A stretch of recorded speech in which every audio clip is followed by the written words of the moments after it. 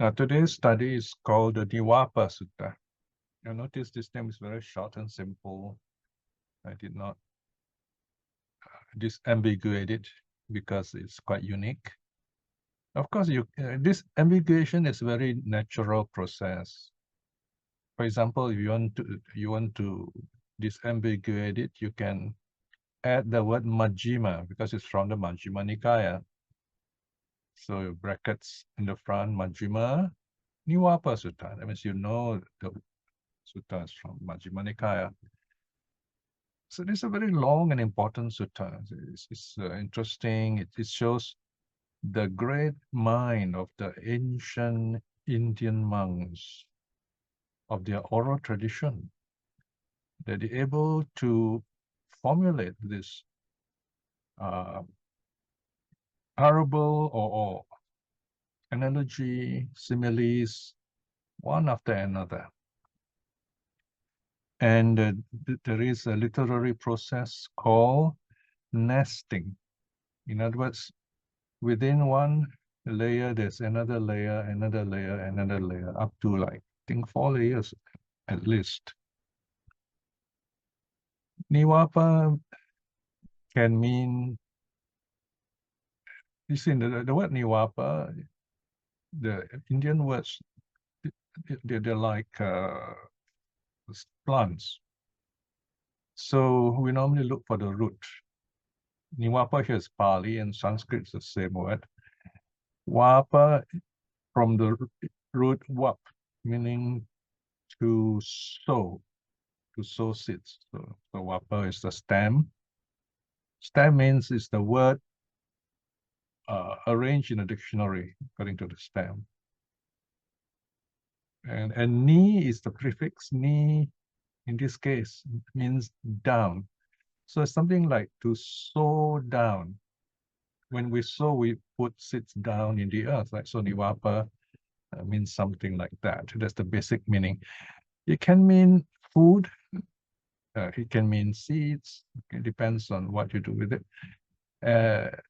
Food given by hunters to trap animals. And then that's the meaning in this case. So it's like here it's been translated as bait, Nivāpa.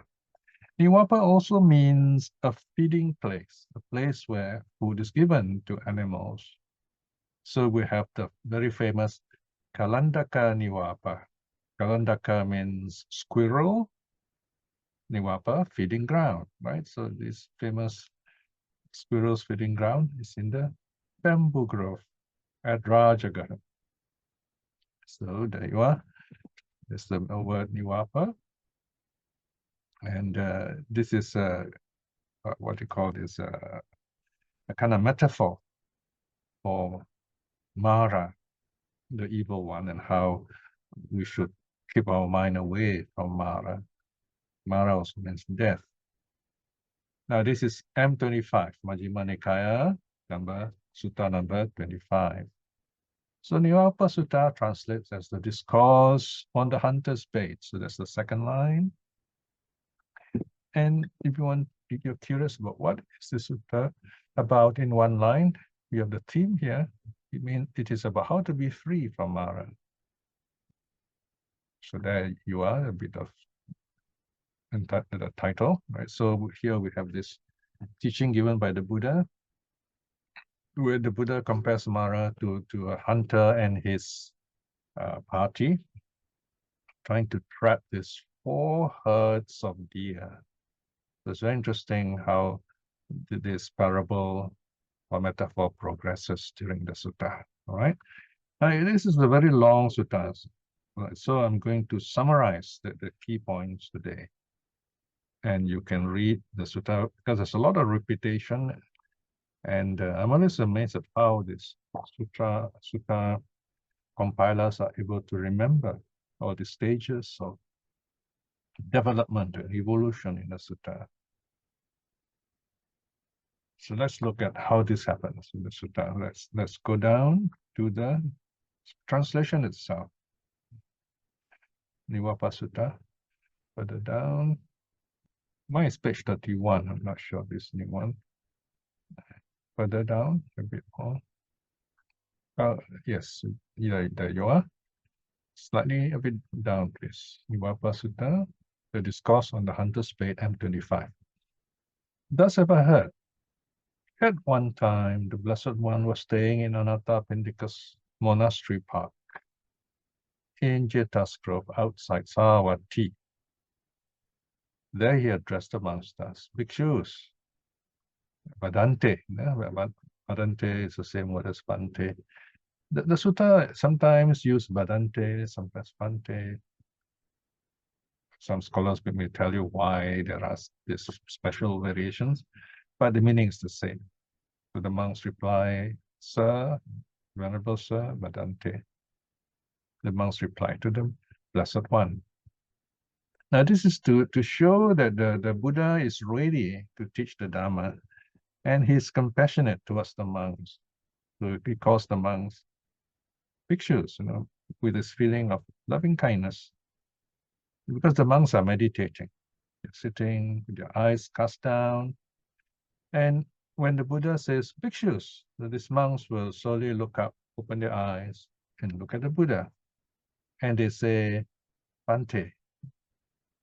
Now one imagines all these monks very mindfully, and together in unison, they say, Bhante, the beautiful sound. Imagine 500 monks saying softly, Bhante, it becomes loud, almost thunderous. Right? So you see this beautiful arrangement. If you are there just sitting, watching it, that itself brings so much peace.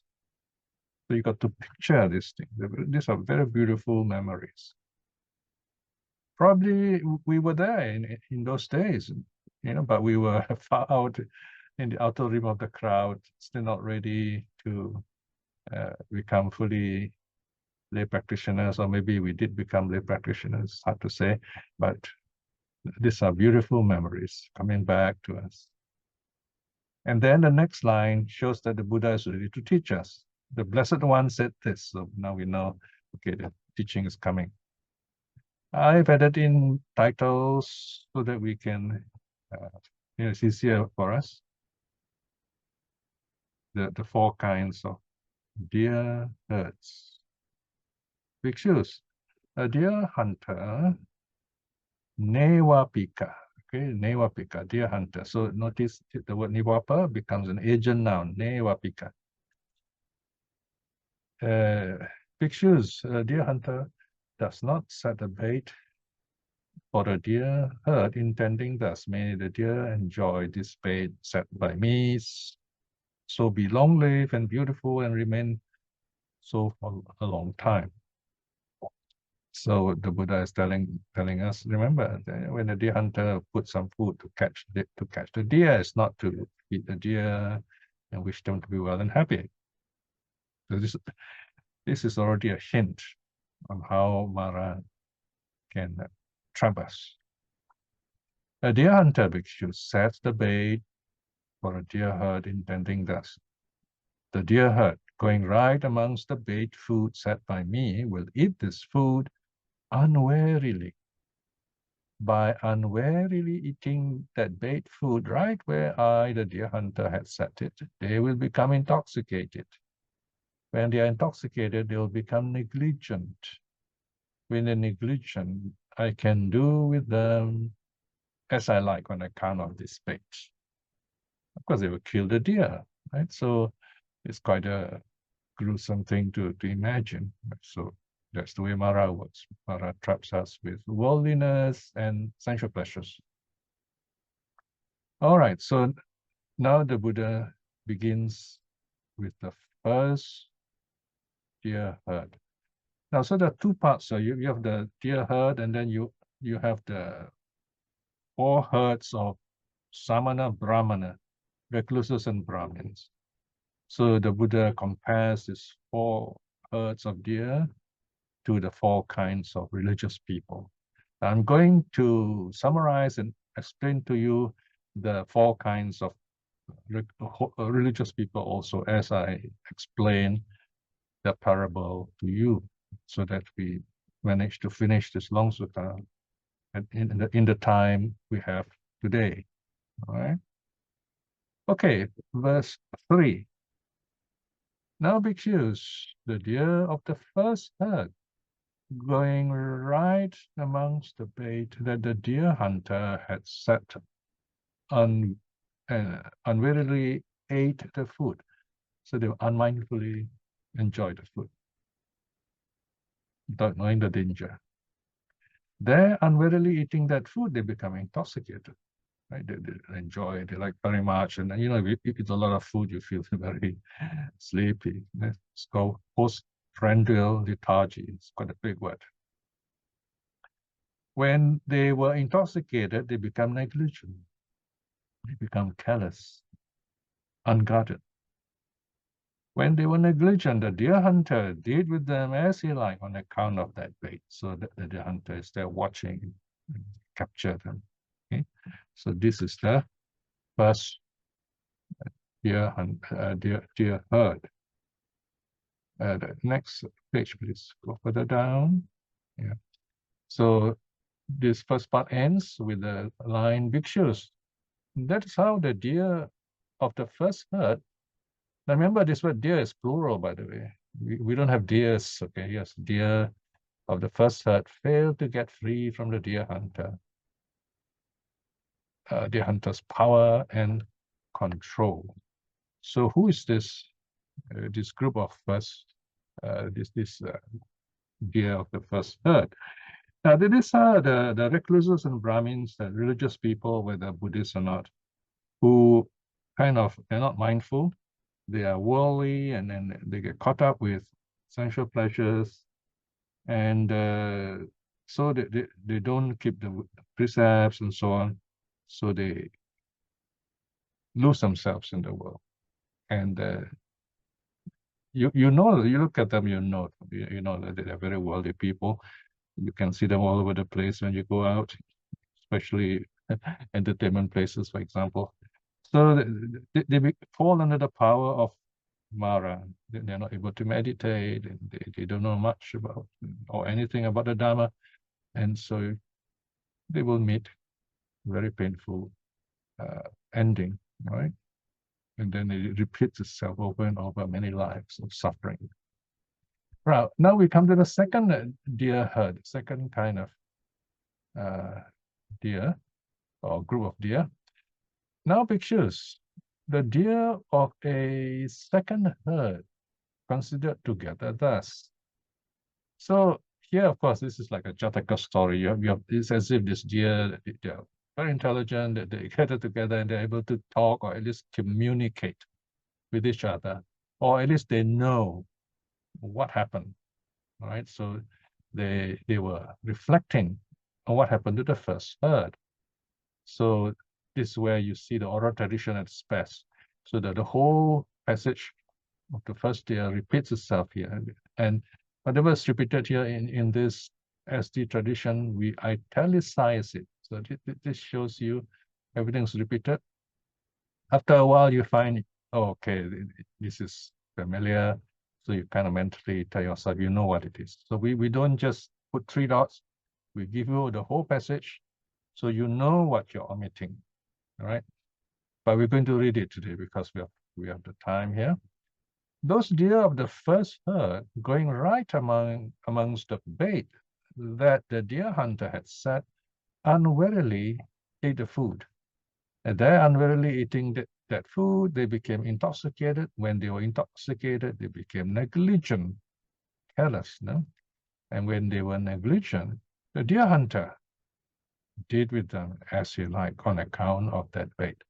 This is how the deer of the first herd failed to get free from the deer hunter's power and control. So here, the Māra controls these religious people, these recluses and brahmins who are not mindful, who are not keeping the precepts, who are not practicing.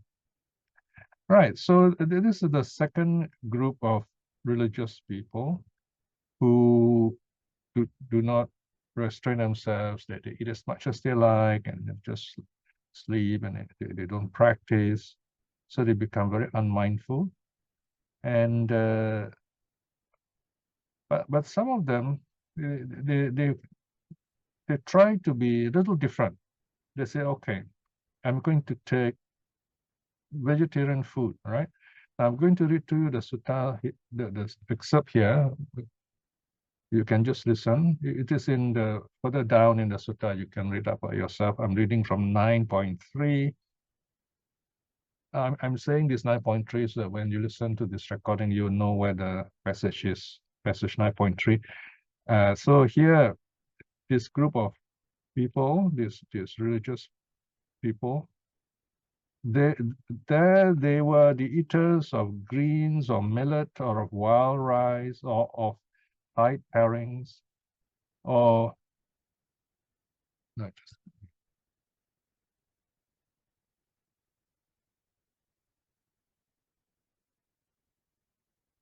or of moss, that is water lettuce, or of rice bran, or rice remnants, or of the discarded scum of boiled rice, or of sesame flour, or of grass, or of cow dung.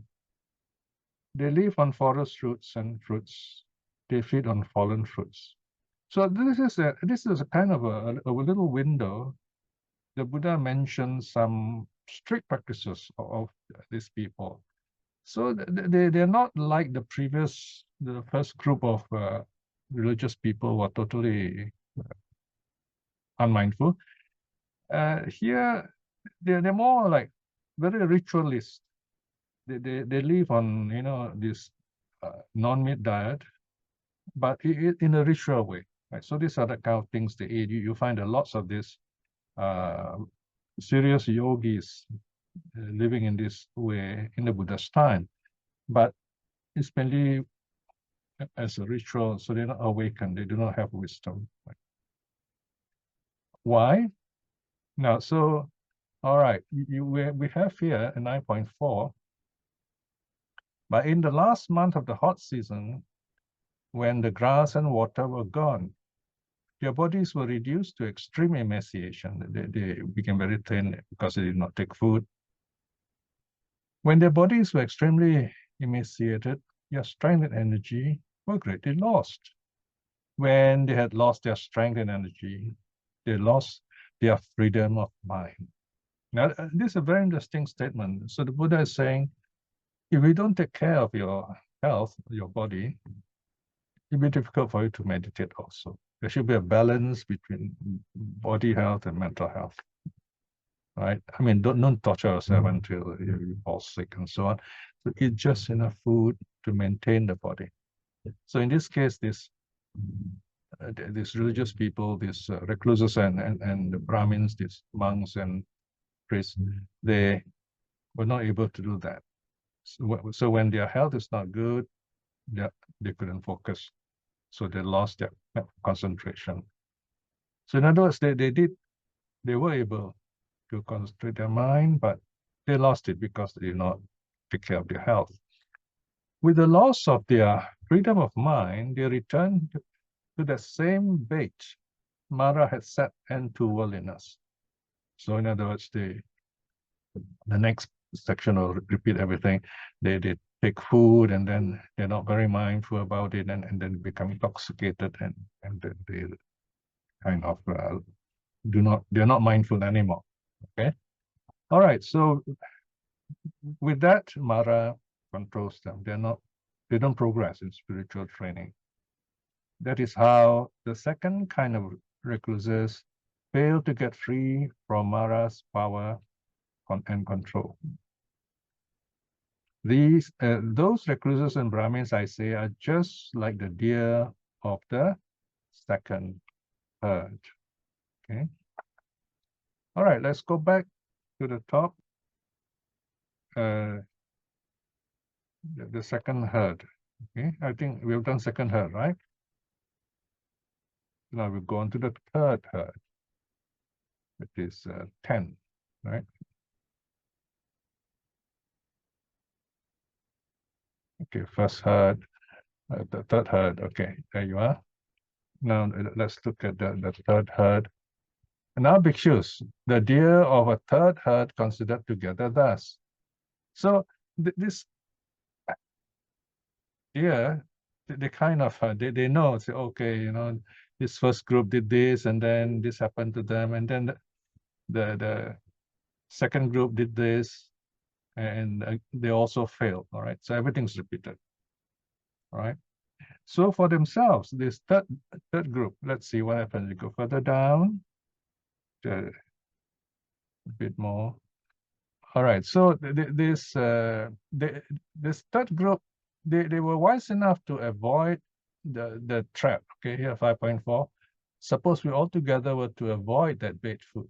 Okay, avoiding that fearsome enjoyment. So here they say, let us live strict. In the case of the holy man, they say, okay, let us live strict life. Let us plunge into the forest wilds and live there. And they altogether avoided that bait. So the deer went to this deep forest to be safe.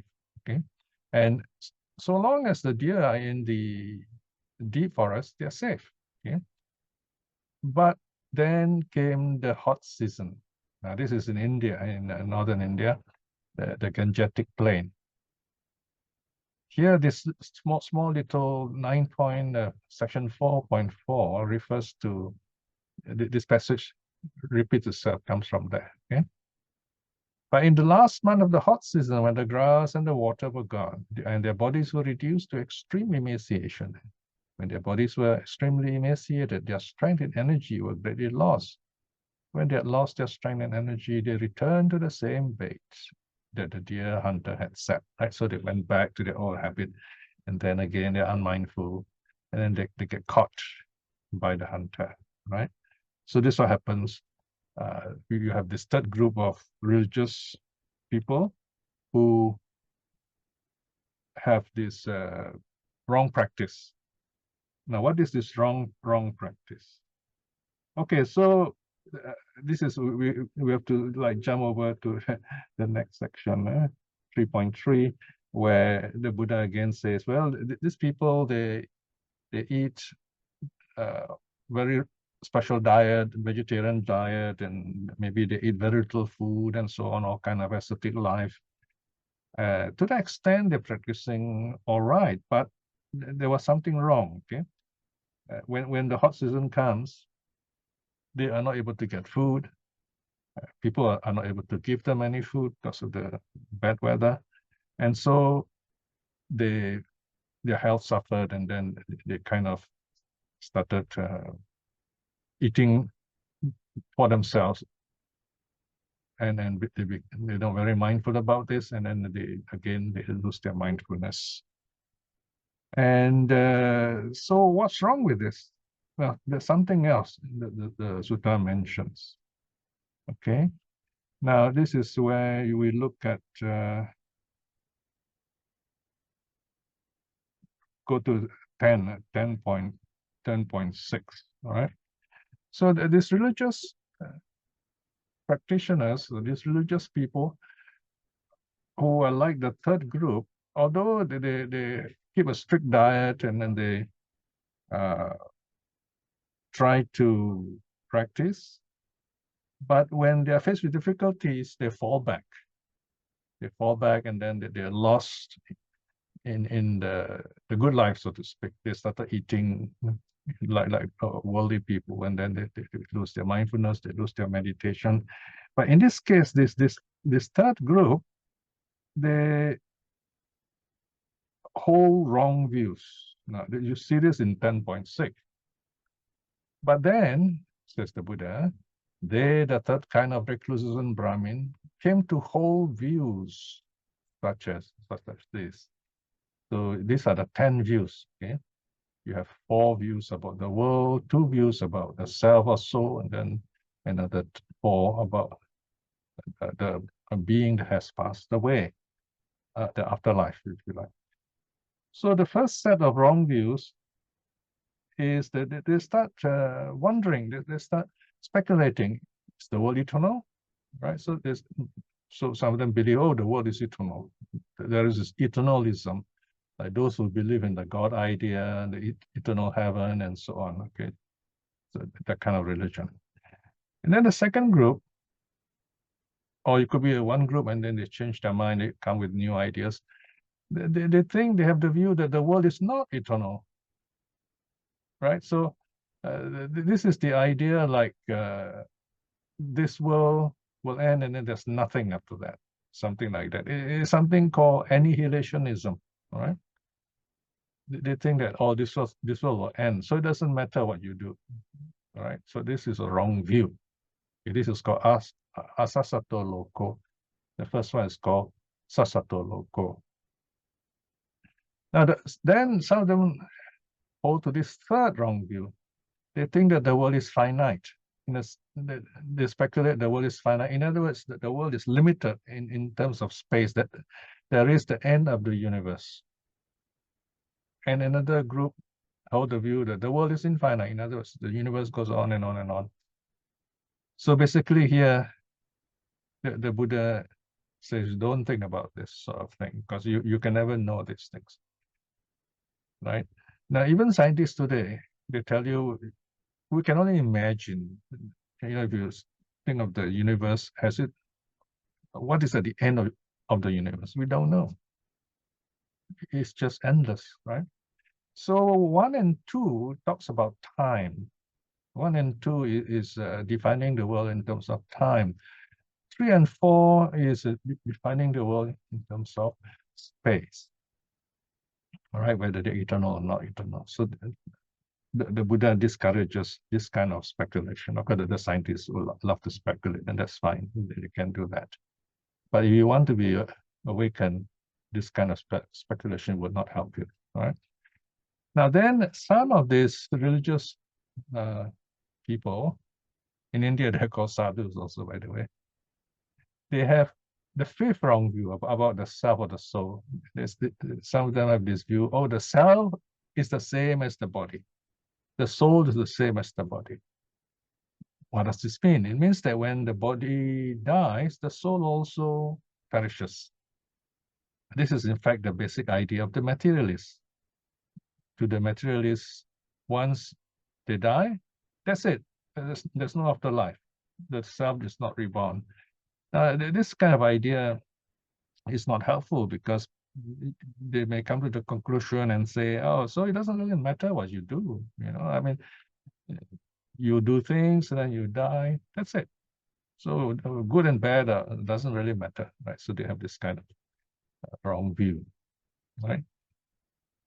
And then there are those who believe that the self and the body are separate. They're two different entities, right? So this is a very common view nowadays, okay? That the self and body are different. So here the Buddha says, you can't really think in either way, because there is no eternal self. Our being is conditioned by causes and effect. They rise and fall, right? That's our self. Our self is this moment-to-moment knowing things. It's impermanent, changing, growing. So the Buddha does use the word self to refer to the mind, of course, right? All right, so that is view 6. Now let's look at view 7, further down. So here we have 4 views. Yeah, now the word Tathagata is used here, but Tathagata here it's just a term meaning thus gone. Tata. Tata means thus, like that, Tata. Okay, and then Gata means gone, right? That means the afterlife. You can say this Tathagata is the being afterlife, right? Actually, here you can also translate as thus gone. Thus gone. Yeah? Because instead of Gata, which means come, agata, which means come, you can say gata, which means gone. So tata agata means thus come, tata gata is thus gone. So here you can see the flexibility of the ancient Indian language, or Pali anyway, to show how if you split up the word, you get different meanings, right? So after death, this Tathagata, this being, you just translate as being, it's easier to remember, exists after death. All right, so that's one view. So another person or group may say, oh, this Tathagata does not exist after death. When we die, we don't exist. So that's one view. Yeah. Then the number 9, they believe, oh, we both are true. They exist and do not exist after death. And then the 4th one is a little confused. They're not say anything for fear of being wrong. They're ignorant and foolish. They say, oh, this Tathagata, this being, future being, is neither exists nor does not exist. All right, so you have all these views to attract followers, to show that they have some idea of their own. So these are 10 views which this group still fall into. So because of that, they get caught up and trapped just like the deer, and they are under the power of Māra. Because of all these ideas, they're unable to calm their minds. They're not able to meditate. So in that sense, they're like the 3rd deer. Okay, so I've talked about all these thirds that are trapped by Māra. The next one is going to be about this very clever third of deer and about right practice. So I'm going to stop here. All right, let's go on with the 4th kind of a deer herd and the 4th kind of religious people, right? Now we got to go up back to the 4 kinds of deer, the 4th kind of 4th herd of deer. So this passage is very long. The repetition cycle is about 3 pages long. So I'm going to summarize it. So this last group of deer, they're very wise, very clever. So they say, okay, the first group was not very mindful and they were caught by the hunter. And then the second group also messed themselves up. And the third group also. So they know all these things in detail, all right? And so what does the 4th group do? This 4th group, they're very mindful, and they decide not to be too near where the hunters put the bait. They decide to go on their own, right?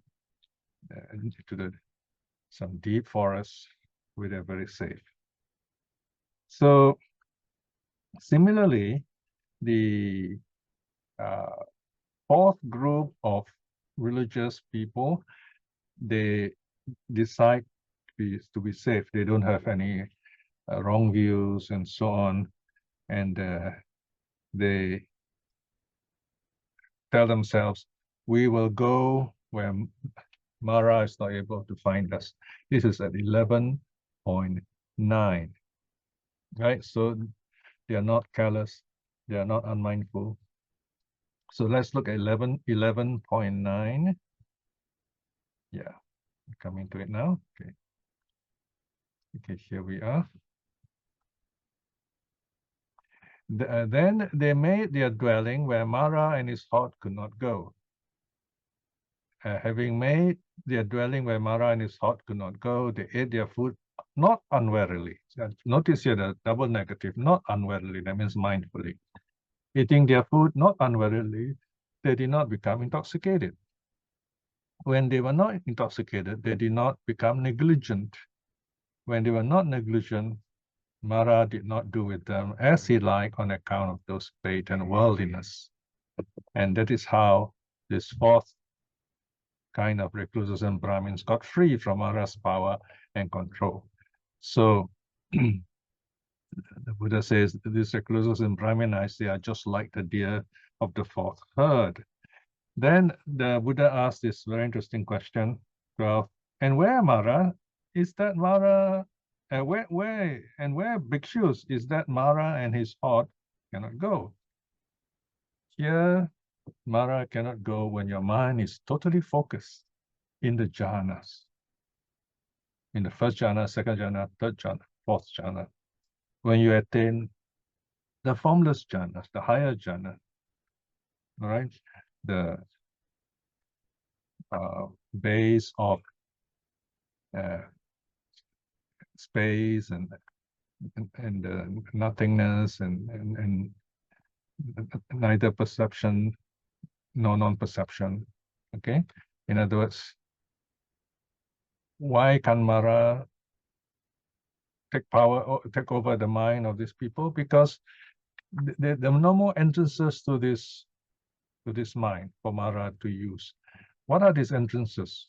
They are the 5 senses: eye, ear, nose, tongue, and body. So in other words, to enjoy such a pleasures means to get caught up feeding the body with all these distractions. And then in meditation, the meditator frees himself from the destruction of the body, the 5 senses, or the 5 kinds of sense pleasures, or the cords of sense pleasures, as they are called.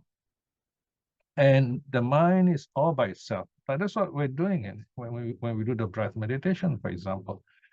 We let go of the body gently, and there is just the mind.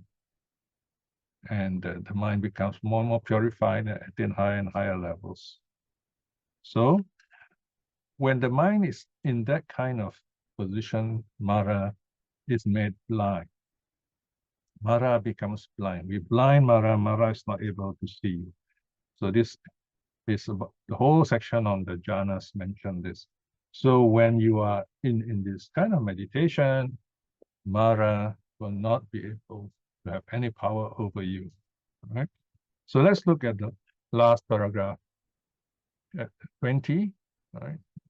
Section 20, where this person has attained the highest level of jhana, that is the last of the formless jhanas. Formless jhanas, you have infinite space, infinite consciousness, nothingness, and then the last one is neither perception nor non-perception. This last level of formless jhana, neither perception or non-perception, means that the consciousness is so subtle, it cannot be said to exist or not exist.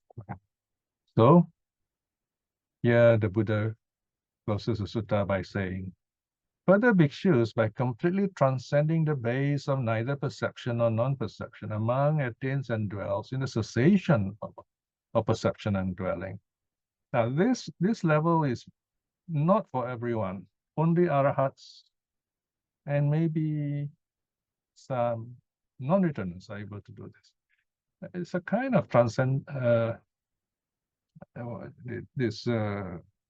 suspended animation, right? Where consciousness seems to stop, this seems to end. And by modern standards, the person is actually dead.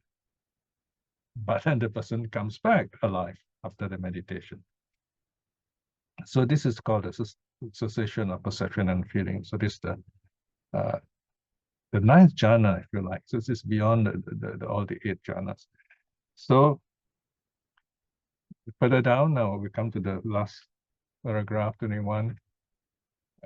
And his influxes are destroyed by his seeing with wisdom. So through meditation, the practitioner overcomes all the defilements. And this monk, bhikshus, is said to have blinded Māra, put out Māra's eyes without a trace. The evil one is made sightless.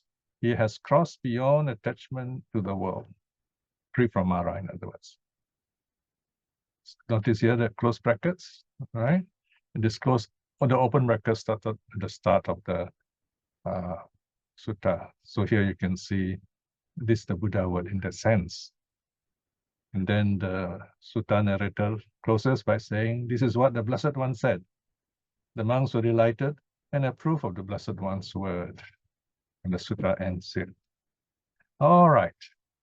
So we have 20 minutes for questions. Thank you, Piya, for the teaching. Now we have our Q&A. Sister Isim, please help to take over the session. Thank you very much.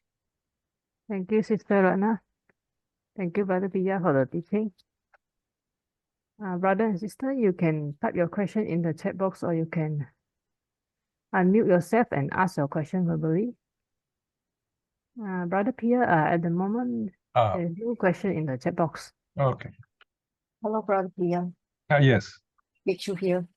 Get you, yes. All right. Two questions. Mm-hmm. Start with the easier one. This question has always been bugging me.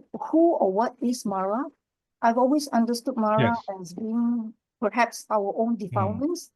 But somehow in the suttas, Yes, sometimes yes, you're it's right. It is your own defilements. no entity.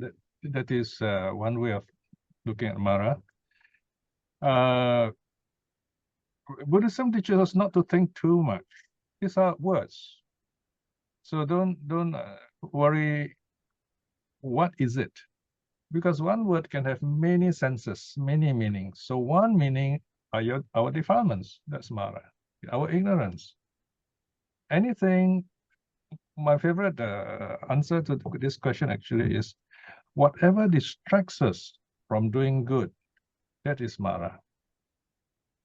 Whatever distracts us, prevents us, or challenges, discourages us from doing good, that is Māra.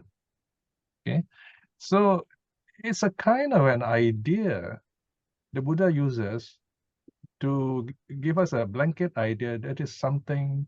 Don't get caught up with this. Don't get discouraged with this. Right? And then, of course, the later teacher starts systematizing them into different kinds of Māra. Okay? You got the 5 aggregates of Māra, okay, the senses are Māra, our thoughts are Māra, and so on. Okay, so volume 60, 61, there are lots of study on Māra. Okay, now if you want a whole essay on Māra in detail, just message us. In fact, we've been proofreading all this, so there's the essay on Māra. So just message us. We'll send to you that essay for you to read about Māra. Special essay just on Māra only. Okay? Okay. Okay. Any other question? Very, very wonderful to see lots of new smile over the place. Brother Piya, Yeah. this question from Brother Tom. What is the process or means of developing the first 4 jhanas? Who's the questioner, please? Brother Tom. Oh, okay, sure. Basically, you're asking how do we attain the first step, jhana, is it? Or what is that first stage, isn't it? Roughly, no? Now, what is it that distracts us? It's our senses. We are distracted in 5 ways. Remember, eye, ear, nose, tongue, body, mind. Because the senses demand our attention so much that we get so caught up with it, we neglect the mind. All right. So when we meditate, we are shutting down these 5 doors. And once the 5 doors do not distract us, do not draw our attention away, this mind is all by itself. It settles down. It's very clear. It's become bright. The 2 words normally describe this mind is calm and clear. The dhyanic mind, dhyana is a mind of calm and clarity. Sometimes it can just come in a moment. Sometimes it lasts longer, sometimes days, even up to 7 days. So once we get into this kind of mind, it's so peaceful and joyful, it energizes you. And if you attain the 4th jhana and you direct your mind, you can actually create matter, so to speak. And that's one way of describing psychic powers, the ability to create matter, or rather, you don't create matter, actually, you rearrange matter. So that's what psychic powers is about. Like, for example, a person able to walk on water. What this person has done is he uses mental power to convert water molecules into solid earth molecules, simply put, all right? Now, you may say, how do we do this? Now, a simple example is this karate practitioner. Now, you and I, we use our hand to bang something, even a small piece of wood, we can't break it. But this karate practitioner, he learns to focus his mind, and he directs all his energy to the edge of his palm, and he hits the brick, and the brick breaks. What breaks the brick is not the hand, it's the mind, right? So jhana is like that. Jhana frees the practitioner from the hand, is pure mind, and he gets this energy. That's one way of putting it, yeah?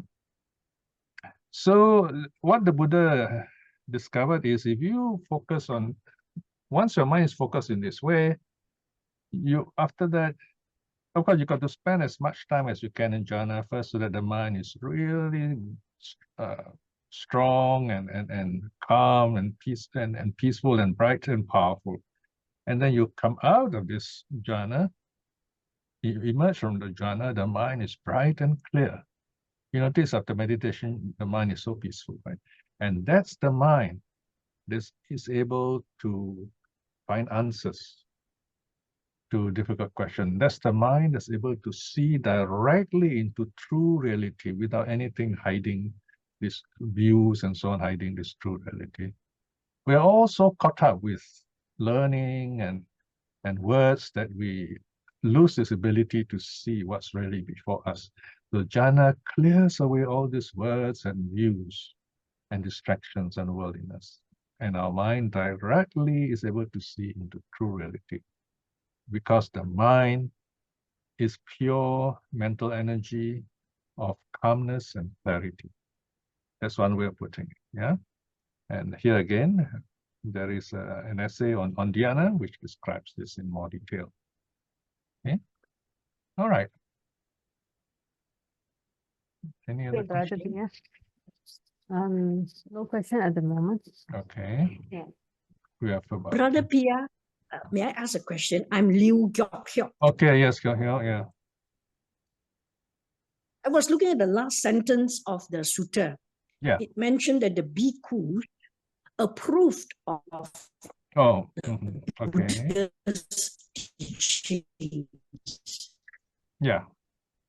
So you want to know what it means? Alright. Yeah, it means the monks... Oh, it had been better if they your microphone is not... approved. Okay, all right. In simple terms, well, the monks, once they notice the Buddha has finished teaching, they together in unison, they say sadhu, right? It's really beautiful to hear. Here again, you have 100 monks saying sadhu, you know? So that's called, they approve the teaching that way. And of course, mentally also, they're happy. They're joyful to hear this, and they can sense there is this wisdom in them because of this teaching. So they approve because of that, and they're inspired, they're very happy, right? Okay. Thank you. Yeah.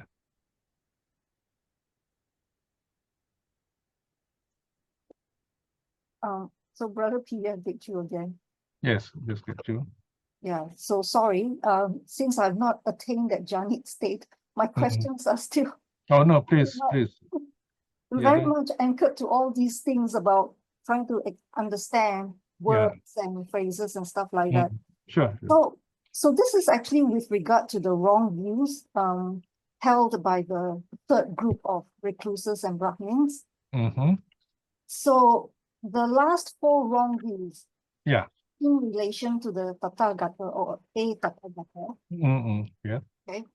So basically it says, you know, it's wrong to think that a Tathagata exists after death, nor exists after death, etc., etc. So I'm just very curious, what then is the right view to hold in relation to a Tathagata? Yeah, very good question.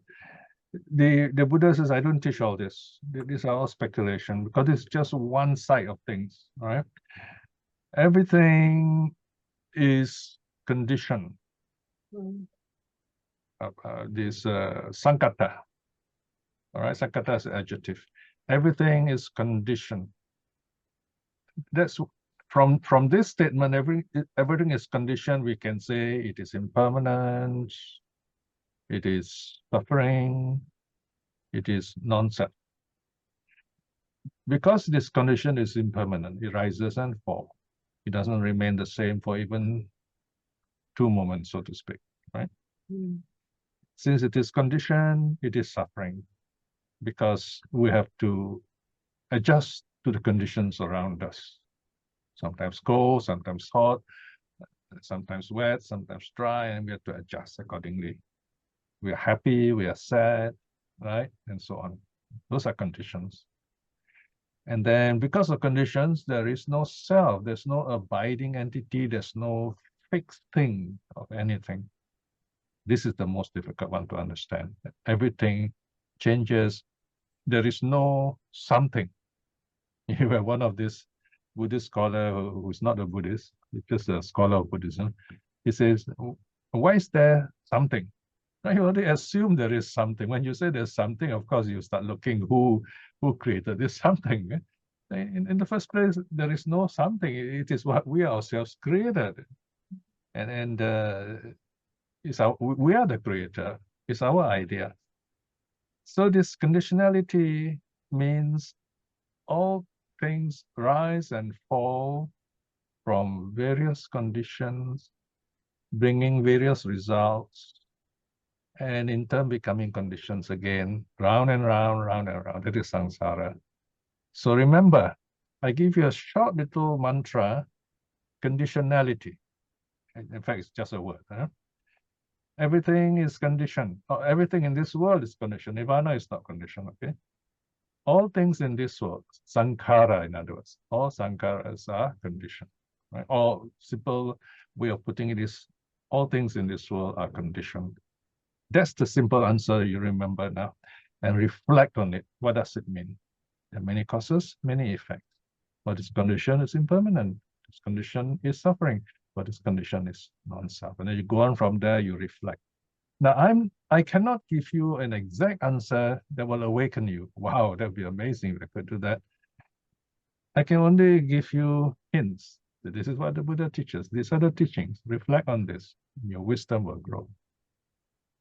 So, and you might even be better than me, but because if you listen to me, you'll be no better than I am. You can be better than I am, and it's not very good. But if you listen to the Dharma, you grow at your own pace. You can one day become wiser than me even, right? So that's the meaning of this idea of conditionality. That's the answer. I hope that helps, huh? Yeah. Thank you. Okay. 5 more minutes. Sorry, Brother Piya, you did say, right, that everything is conditioned. The Mhm. only exception is Nibbana. Nibbana, and usually they say space. Okay. Space and Nibbana are unconditioned. So, Ratna, you want to take a family photo? Okay, turn on your videos, please. Okay, one last question. We've got a couple of minutes left.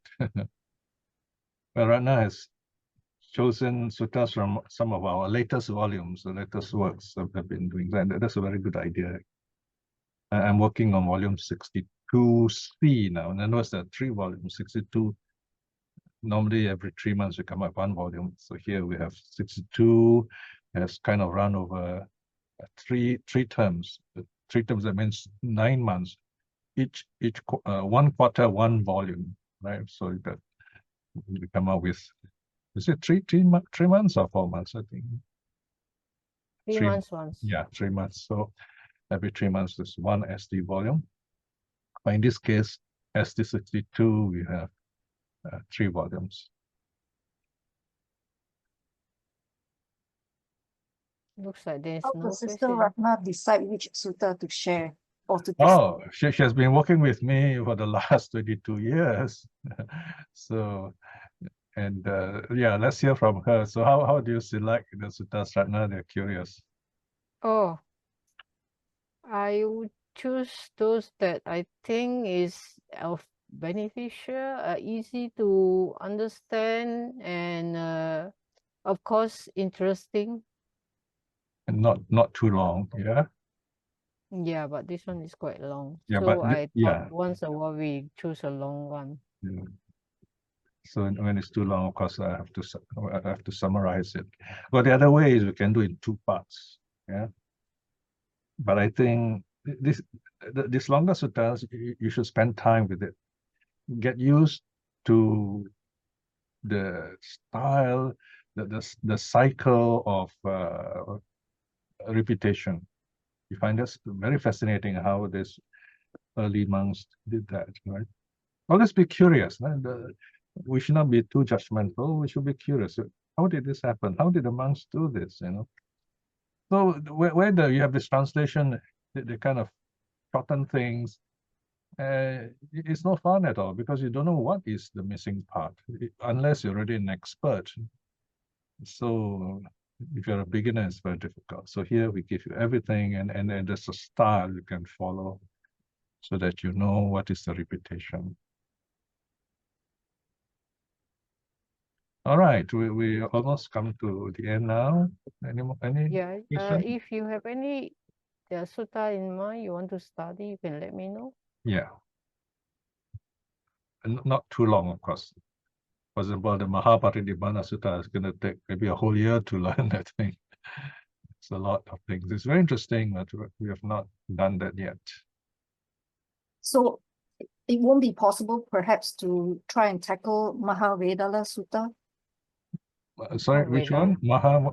Mahavedala, I think it's, Oh, Mahavedala. yeah, it's MN 43. We'll keep that in mind. I'll keep that in mind. I think we'll need, that sutta will need a couple of sessions. Yeah. Yeah. There are lots of deep teaching there.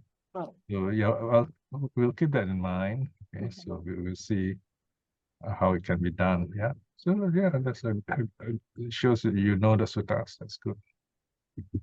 Okay, are we ready to end here? Are there last minute questions? No more questions, huh? All right, so here we are in the middle of Chinese New Year. And so New Year, Chinese New Year greetings to all of you celebrating it. May you be well and happy, at peace with yourselves, and be very joyful with the Dharma, bringing happiness wherever you go. Remember, it's not how much you know, how much teaching you give others. It's that happiness you're able to show others, and your presence, your smile, your friendship, make them happy. That's the most wonderful gift you can give to others. And then you can talk Dharma as necessary, right? So here we are in this very happy moment. This is a very precious moment. Remember this moment. And by the power of all this wonderful goodness you have done, tell yourself, may I be well and happy, and all the blessings you wish, tell yourself that.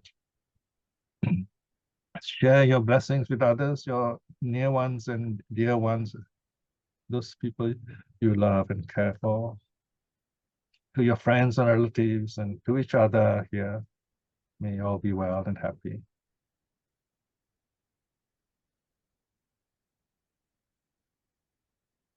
We should not only be well and happy, but we also should be well and happy with one another, caring for one another. And finally, we show our gratitude to the 3 jewels by saluting them as our closing. Arahang Samma Sambuddho Bhagava Buddhang Bhagavantang Abhivademi. Swakato Bhagavata Dhammo Dhammang Namasami. Supatipanno Bhagavato Savaka Sangho Sanghang Namami. Sadhu, sadhu, sadhu.